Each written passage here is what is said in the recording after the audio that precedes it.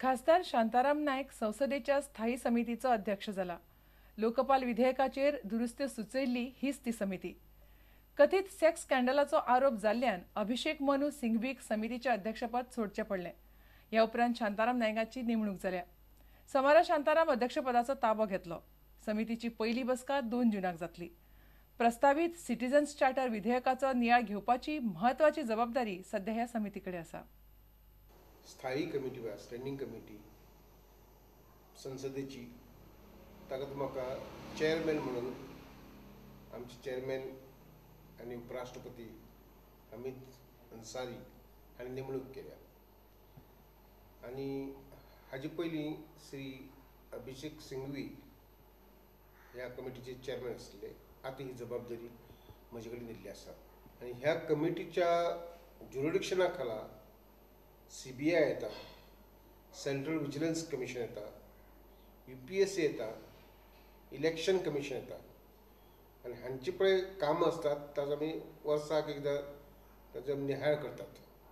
तांगेली खंय चुकता जाल्यार तांकां दाखोवन दितात आनी सुदारणा करपाक खातीर मंचार करतात. तांचे हायेस्ट ऑफिसर पळय आसतात ते आमचे मुखार येतात. ह्याच कमिटीन आपलो रिपोर्ट दिल्लो आसा.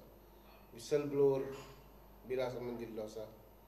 आतां आमचे मुखार एक सद्याक अत्यंत म्हत्वाचें विधेयक आसा म्हणजे जो विशय सिटीजन चार्टर. देशभर लोकांनी मागणी केल्ली सिटीजन चार्टरची. ताजे संबंदी भारत सरकारान एक बरें विधेयक तयार केल्लें आसा. तें आमची कमिटी मुखार धाडिल्लें आसा. आतां ही कमिटी त्या विधेयकाचो अभ्यास करून तातूंत कितें त्रुटी आसल्यार ते आमी दाखोवन दितले आनी आमचो अहवाल आमी संसदेक सादर करतले. हांवें पयलीं आतां मिटींग आपयल्या 2 तारखेक.